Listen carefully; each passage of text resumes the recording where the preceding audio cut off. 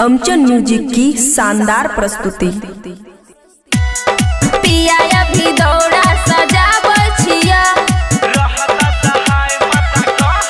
Music by DJ Guddu Raj. Khushi recording studio Baluaha. घरे अइला ना छठ परब में, तू तो बस गइला जाके अरब में, तू तो बस गइला जाके अरब में। काम चले छे खूब अरब में, छुट्टी मिलले न छठ परब में। लगे अपन पभार करे छिया तैयार, लगे अपन पभार करे छिया तैयार। पूरी बनाबै छिया, पिया अभी दौड़ा सजाबै छिया, छठी माई के परब मनाबै छिया।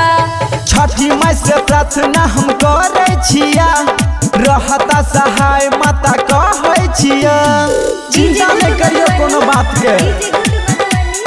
पिया अभी दौड़ा सजाबै छिया, रहता सहाय माता कहै छिया। खुशी रिकॉर्डिंग स्टूडियो बलुआहा। तू तो कहला हम छठ में अइबै, धूमधाम से परब मनइबै, पूरा घाट मर करी लगइबै, रात में हम वहाँ नाच करइबै, रात में हम वहाँ नाच करइबै। छठ परब में आइबे न पैबै, एहि बेर कुछो काइए न पैबै। सोचने रहिए छठी घाट सजैबै, दौड़ा लेके छठी घाट ले जइबै। सब रही गेला अधूरा, कुछो भेलै नहीं पूरा, सब रही गेला अधूरा, कुछो भेलै नहीं पूरा।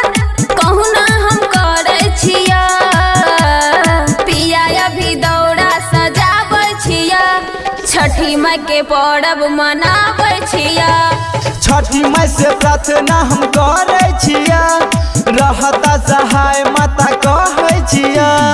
DJ good Madhubani, DJ good Madhubani. पिया अभी दौड़ा सजाबै छिया, रहता सहाय माता कहै छिया। खुशी रिकॉर्डिंग स्टूडियो बलुआहा।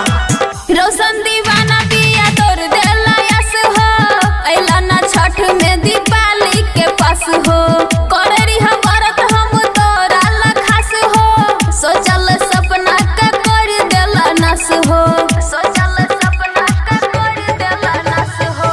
की करियो हम छिया परदेश है, केना के आया बता दा तू धन है।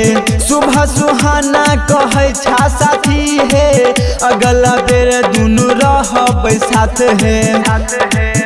तू समझबा ने मूल अब करब की हम भोल, तू समझबा ने मूल अब करब की हम भोल। सब कुछ हम करे छिया, पिया हम दौड़ा सजाबै छिया, छठी माई के परब मनाबै छिया। छठी माई से प्रार्थना हम करे छिया, रहता सहाय माता कहै छिया।